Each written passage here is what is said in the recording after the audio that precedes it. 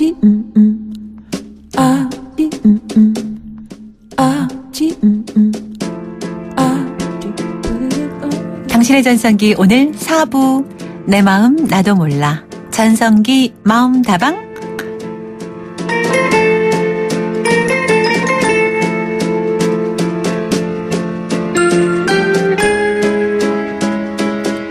내 마음 나도 몰라 전성기 마음다방. 오늘도 역시 노다심 심리학 컬럼니스트 자리 함께 하셨습니다. 안녕하세요. 안녕하세요. 네. 누구나 다가갈 수 있는 심리학을 꿈꾸는 사람 노다심입니다. 네, 2주 만에 뵙네요. 네, 추석 그러게요. 연휴 잘 보내셨어요? 네, 추석 때 오랜만에 좀 푹 쉬면서 네. 아주 잘 보냈습니다. 네, 어쩐지 얼굴이 좋아 보이십니다. 오늘 우리 전성기 마음다방에 손님들이 참 많아요. 많이 오셨어요. 네. 그래서 먼저 만나 봐야 될 것 같아요. 네, 첫 번째 손님입니다.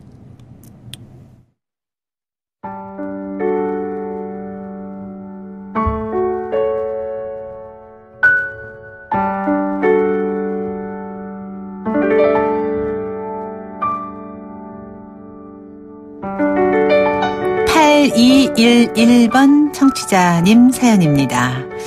50대 독신 여성입니다. 어릴 때 아르바이트해서 번 돈으로 외국 여기저기 혼자 많이 다녔는데요. 그게 몸에 익어서 그런지 계속 다른 나라에 살게 되더라고요. 일본도 갔다가 중국도 갔다가 미국도 갔다가 나라마다 몇 년씩 머물다가 10년 전부터는 한국에 정착해서 외국어 관련된 일을 하고 있습니다. 저희 어머니는 제가 중학생이었을 때부터 늘 저만 보면 살을 빼라고 하셨어요. 그 흔한 빵도 살찐다고 못 먹게 하고 오랜만에 귀국하면 당장 피부과에 같이 가서 전부터 빼자고 하고 어머니 외모가 좀 뛰어난 편이신데 제가 중학생 때 이혼하셔서 쭉 홀로 지내셨습니다. 하지만 여자는 언제나 예뻐야 한다고 입버릇처럼 말씀하셨죠. 반발심인지 뭔지는 모르겠지만 저는 먹는 걸 참 즐기는 사람이 됐습니다. 20대부터 40대까지는 조금 살집이 있는 몸매였고요. 지금은 적당히 통통한 정도예요. 어머니는 아직도 저만 보면 넌 왜 그 모양이냐? 왜 그렇게 자신에게 게으르냐? 그래서는 남자 못 만난다 등등 잔소리를 하십니다. 듣다 보면 정말 화가 날 때가 많아서 이제는 어머니 보러 가는 횟수도 줄어드네요. 요즘에도 어머니는 매일 화장을 하고 남자친구분들 만나러 부지런히 외출하시는 것 같더라고요. 어머니의 삶을 생각하면 이해가 되면서도 그 모습이 싫고 저에게 꾸미기를 강요하는 그 목소리가 싫습니다. 어머니를 보지 않는 것 말고는 방법이 없는 걸까요?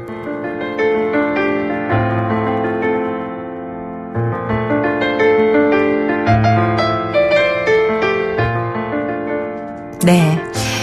사연을 좀 길게 읽어드렸는데요.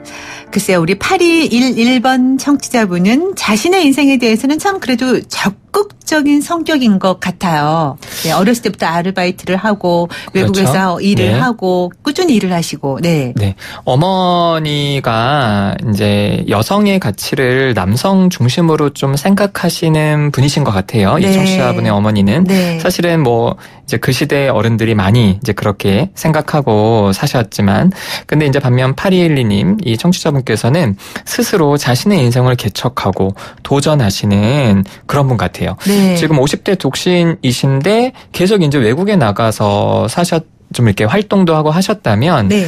사실 쉽지 않은 선택이었을 거라는 생각이 좀 들어요. 네, 네. 그런데도 이제 지금이야 뭐 워낙 많이 해외 나가는 게 많지만 네. 이제 이분이 그렇게 일찍부터 나가셨다는 거는 진짜 자신의 인생을 스스로 개척하시는 분처럼 느껴집니다. 네.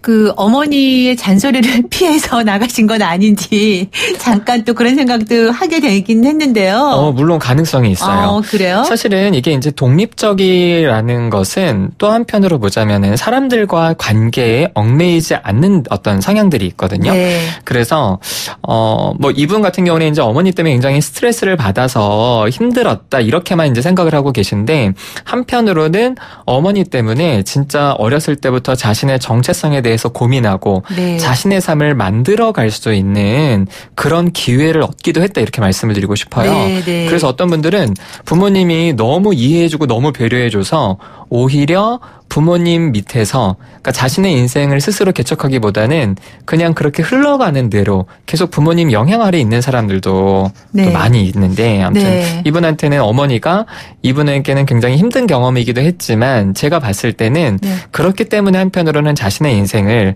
남성과 무관하게 네. 온전히 자신의 삶을 만들어갈 수 있는 그런 기회도 얻었던 것 같다라고 네. 생각이 듭니다. 그런데 이제 반면에 그런 긍정적인 이제 그 얘기로도 받아들일 수가 있는데요. 저는 사실 이 사연을 읽으면서 잠깐 이런 생각을 또 해봤어요. 네. 아니 50대인데 네. 아직도 뭐 이런 것 때문에 어머니와 갈등을 일으키나. 네. 뭐 20대 뭐 10대도 아니고 네. 50대면은, 그리고 이 여성분은 자기가 스스로 자기 일을 하는 그런 적극적인 성향임에도 불구하고 아직 50대 중반인데 어머니와 이런 갈등을 보이나? 이게 저는 살짝 의문이 들었거든요. 만약 이분이 계속 어머니 옆에서 함께 네. 사셨다면 이제는 이 이슈들이 조금씩은 사라졌을 때이기도 합니다. 네. 그런데 이제 어머니랑 떨어져 지낸 기간이 있었기 때문에 사실은 이분 마음속에는 어렸을 적부터 계속 반복해서 받았던 어머니에 대한 느낌, 그런 스트레스, 이런 어머니에 대한 어떤 불만들이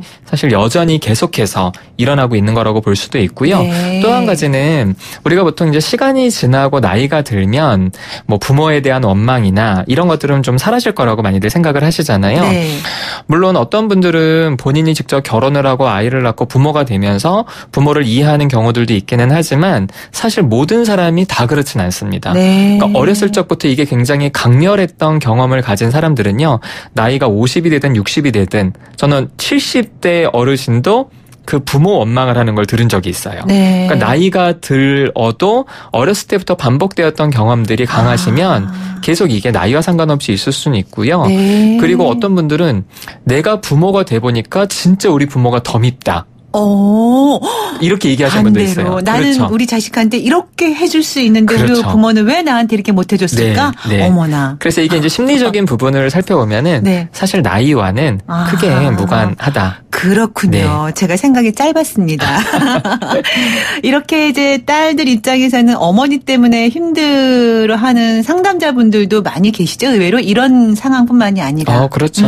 네, 맞습니다. 반대로 또 나이가 들어도 어머니 입장에서 보면 또 서운함이 있을 것 같아요. 그렇죠. 자식을 바라보는 엄마 입장에서. 그렇죠. 네. 사실은 이제 부모 입장에서는 왜 그런 게 있잖아요. 구순 노모가 칠순 아들이 아침에 나갈 때 얘야 조심해라, 길 조심해라 이렇게 이제 얘기를 네. 하시듯이 네. 사실은 부모에게 있어서 자녀들은 항상 그 어렸을 적의 이미지들을 그대로 갖고 가세요. 네. 그래서 물론 사실 그거는 저는 바람직하지 않다고는 봅니다. 네. 그래서 제가 이제 부모님들 만나면 아이를 그 어렸을 적의 그런 이미지로 보셔서 계속 통제하거나 하려고 하지 마시고 네. 이제 정상적인 어른으로서 이제 좀 계속 대하셔라 이렇게 말씀을 드려도 네. 많은 부모님들은 이제 이 8212님 어머니처럼 계속 딸한테 중학생 때처럼 잔소리하고 하는 것들 거기서 사실 많이 벗어나진 못하시더라고요. 네, 그러니까 어른임을 인정해야 되는데 그렇죠. 자식이라도. 그렇죠. 네. 그런데 주변에서 보면은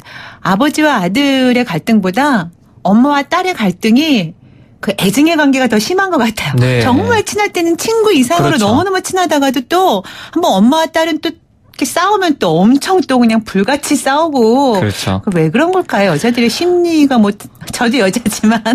기본적으로 남성분들보다는 여성분들이 관계에 있어서 더 예민하시고 네. 한편으로는 관계를 더 지향하세요.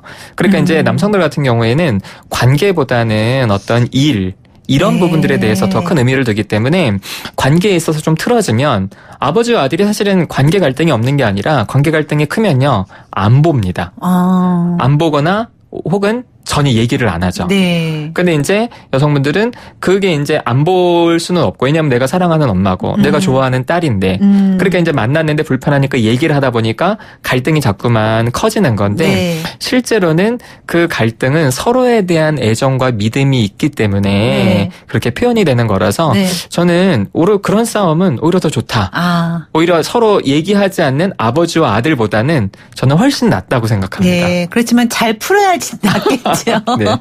근데 이 경우에 이제 어머니의 그 성향을 뭐 바꾸기는 좀 쉽지 그렇죠. 않을 것 같고 오히려 네. 이 50대 독신 여성인 이 따님이 좀 어떻게 풀어가면 좋을까요? 본인 스스로의 마음의 짐도 좀 덜고 엄마와의 원활한 관계를 위해서. 네.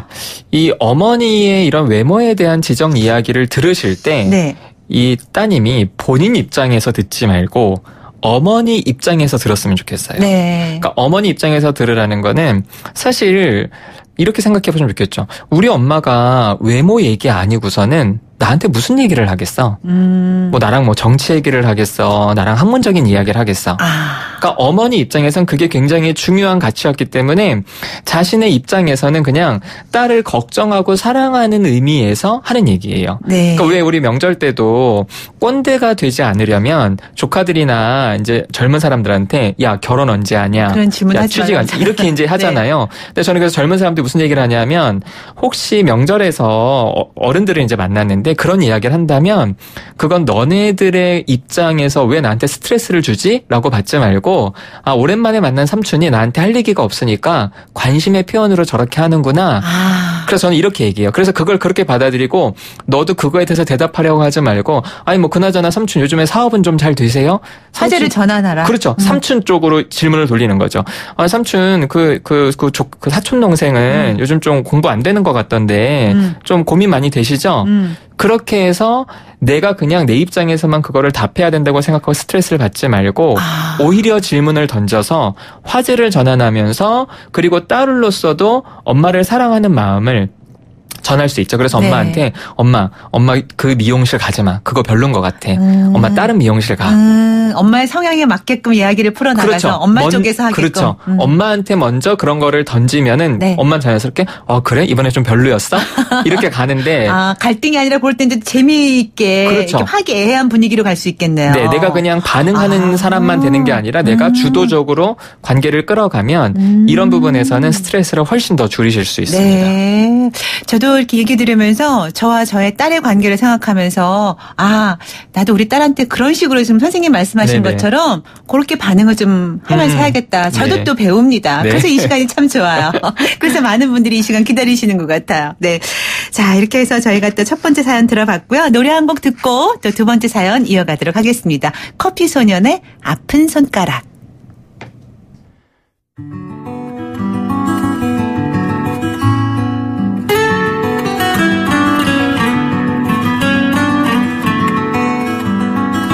(0342번) 청취자분의 사연입니다. 작은 사업을 하고 있습니다. 같이 동업 중인 후배가 있는데 형제 이상으로 친한 사이라서 서로 믿고 의지하면서 6년 정도를 함께 일했습니다. 경기가 어려운 상황에서도 서로 다독이면서 이겨냈고 지금은 주변에서 부럽다는 얘기도 한 번씩 들을 정도로 자리도 잡은 상태입니다. 저희 직원이 30명 정도 되는데 며칠 전에 직원 한 분이 넌지시 알려주시더라고요. 같이 동업하는 후배가 사원들에게 제 험담을 너무 많이 하고 다닌다고 말입니다. 사업은 본인이 거의 다 일으켰고 저는 문제만 만드는 얼굴 사장이라고 했다나요? 굳이 따지자면 반대에 가깝습니다. 하지만 저는 한 번도 후배 탓을 한 적은 없습니다. 후배가 험담을 하고 다닌다는 사실을 알려준 직원분은 제가 초기에 사업 시작할 때부터 식구처럼 일해주신 분이고 제가 정말 믿고 많은 걸 맡기는 분입니다. 그분이 저에게 거짓말을 했다고는 생각할 수가 없네요. 다만 제 후배와 그 직원분이 사이가 별로 좋지 않다는 건 어렴풋이 알고 있습니다. 후배에게 사실이냐고 물어봐야 할까요? 아니면 삼자 대면이라도 할까요? 지난달부터 새로운 일을 준비하고 있어서 서로 바쁜 시기이긴 한데 들었던 말이 자꾸 떠올라서 일에 집중이 안 되고 여러모로 힘이 드네요.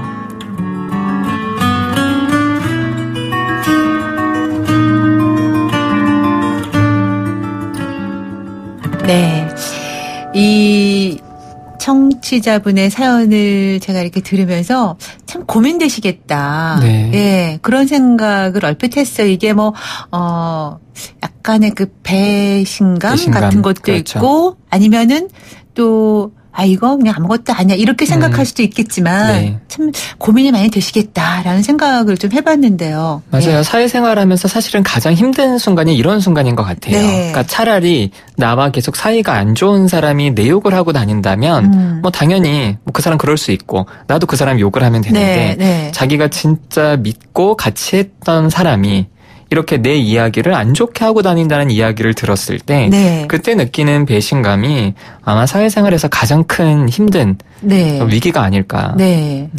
더군다나 이제 이렇게 주변 사람을 통해서 알게 됐을 경우에는 일단은 이제 그런 속상함, 배신감도 있지만 흔한 말해서 펄쩍펄쩍 이렇게 뛰게 되고 이걸 당장 가서 내가 따져 말어 이럴 네. 것 같은데 네. 이럴 때 당사자에게 내가 알고 있다는 것을 알려주는 게 나은 건가요? 어떻게 하는 게 좋은 건가요? 만약에 한번 그 사람한테 가서 후배한테 가서 야 네가 내 욕하고 다닌다며 이렇게 이제 실제로 말을 했을 때 그 상대방 후배가 뭐라고 할지를 한번 생각해 봐야 될 것 같아요. 네. 만약에 그 상대방 그 후배가 형 미안해 사장님 죄송합니다. 이렇게 인정을 할 정도의 사람이라면 아마 뒷담화를 하지는 않고 앞에서 직접 불만을 얘기했을 거예요. 네. 이렇게 이제 뒤에서 이야기하는 사람들은 막상 가서 야, 너 내 얘기하고 다닌다며 이렇게 한다고 하면 거의 100% 내가 언제 누가 그랬어? 이렇게 이제 반응할 가능성이 있으니까 네. 사실은 직접 알리는 거는 의미가 없습니다. 그러면 이제 혼자 더 계속 끙끙 앓게 될 것 같아요. 그렇죠. 본인 당사자는. 근데 예를 들어서 이 0342번님께서 이제 믿고 의지한다는 직원분, 동업자 말고 그 직원분이 혹시 거짓말을 할 가능성도 있지 않을까요? 이 청취자분께서는 그 직원분이 자기한테 거짓말을 했다고는 생각할 수 없다고 말씀하셨지만 사실 자기 후배와 그 직원 사이가 별로 좋지 않다는 거는 알고 계신다 이렇게 또 표현하셨잖아요. 그래서 저는 그 직원분이 의도적으로 어떤 없는 이야기를 꾸며내지는 않았다고 하더라도 사실은 사람들이 어떤 이야기를 듣고 그것을 기억하고 전달하는 데 있어서는요. 그렇게 객관적이거나 하지 못합니다. 그러니까 쉽게 말해서 듣고 싶은 것만 듣고 보고 싶은 것만 봤을 수도 있는 거죠. 그래서 물론 이 청취자분의 후배가 이제 같이 동업하면서 불만이 사실은 없을 수는 없잖아요. 그렇죠. 근데 그런 이야기를 술자리에서 가볍게 농담 삼아 했는데 이 이제 직원분은 그 얘기를 듣고 욕하네. 이제 이렇게 이제 받아들이고 더 크게 이야기했을 수도 있어서 사실은 그 직원분의 보고가 100% 객관적이거나 정확하다 이렇게 생각하기는 좀 어렵습니다. 그럴 수도 있겠네요. 그냥 가볍게 이제 좀 푸념식으로 한 얘기를 듣는 입장에서는 크게 들어가지고 그거를 그렇게 생각할 수도 있을 것 같아요. 그런데 예를 들어서 이런 경우에 흔한 말로 그렇지 삼자 되면 제일 확실해 또 이런 얘기도 하잖아요. 이런 상황도 그게 가능할까요? 삼자 되면 하시면 관계는 깨집니다. 셋 다 깨져요? 그러니까 이렇게 후배분이 나가든지 직원이 나가든지 이렇게 이제 될 수 있고요. 그럴 수도 있겠구나. 이게 이제 드라마라면 이 청취자분이 나가실 수도 있어요.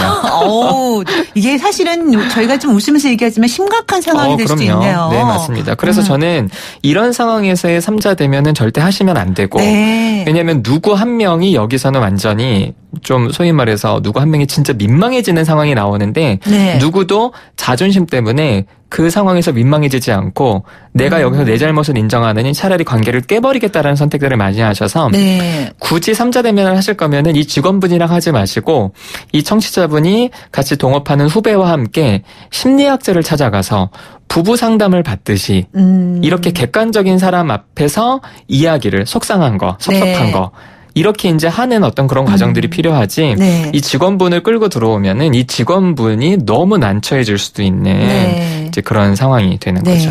어떻게 보면 사실 그 말이라는 게 그래서 중요한 것 같아요. 전달할 때 어떻게 전달하느냐. 또 내가 들은 얘기를 어느 정도를 요거를 해석을 해야 되는가 나 스스로가 이게 굉장히 어려운 상황인데 지금 3026번 청취자분께서 문자를 주셨어요. 귀가 2개 있잖아요. 한 귀로 듣고 참고만 하시고 그러려니 하세요. 바람 불듯이 물 흘러가는 대로 사람 너무 믿지 마시고요. 라고 보내주셨는데요. 정말 이렇게 그러려니 하는 게 맞는 걸까요? 어떤 추천해 주실 수 있는 방법이 있으면 좀, 네. 사실 한 귀로 듣고 한 귀로 흘릴 수 있으면 사실 제일 좋죠. 네. 그러면 고민도 안 하셨을 것 같아요. 네. 그래서 이제 그렇게 하실 수 없다면 제가 추천해 드릴 수 있는 방법은 전 직원이 한 30분 정도 되니까 회식이 있을 수 있잖아요. 네. 그런 회식 자리에서 이분이 이제 사장님이시니까 자신의 후배, 동업자인 후배를 전 직원 앞에서 띄워주시는 거예요. 사실 내가 여기까지 온 데 있어서는 우리 후배의 그쵸, 목이 컸다. 네. 그러면서 사실 나는 문제만 만드는 그런 바지 사장 같은 사람인데 들었던 얘기를 그대로 하는 거예요. 네네네. 근데 이 후배가 그러면 이제 직원들이 사실은 그렇게 자기 후배를 띄워주는 이 사장님도 존경하고요. 네. 그 후배에 대한 생각도 여러 가지를 하게 되잖아요. 네. 그런 상황에서 이 후배가 직원들한테 이 사장 욕은 못 합니다. 그렇군요. 왜냐하면 그렇게 상황이 됐는데 사장 욕을 하면은 직원들이 뭐라 생각했어요? 저 사람은 우리 질투하는 거다. 그렇죠. 사장님이 저렇게 띄워줬는데도 그거 이용해서 이렇게 할 수 있기 때문에 오히려 자신의 적을 더 띄워주면 이 상황을 지혜롭게 헤쳐나갈 수도 있을 것 같습니다. 큰 마음으로 안고 가야겠네요. 그렇죠. 네, 이렇게 해서 오늘도 누다심 심리학 컬럼니스트와 함께 저희 전성기 마음 다방 훈훈하게 꾸며봤습니다. 고맙습니다. 말씀 잘 들었어요. 네. 저희 문자 보내셔도 되고요. 문자 사연 편지로 보내셔도 됩니다. 우물정 0945 샵 0945번에 문자 보내시고요. 아니면은 마포구 상암동 YTN 뉴스케어 빌딩 YTN 라디오 당신의 전승기 오늘 담당자 앞 이렇게 사연 보내주셔도 좋겠습니다. 오늘 벌써 마칠 시간 다 됐네요. 끝곡으로는 에어서플라이의 Lost in Love 준비했습니다. 노래 들으면서 물러갈게요. 지금까지 김명숙이었습니다. 여러분 오늘이 가장 젊은 날입니다.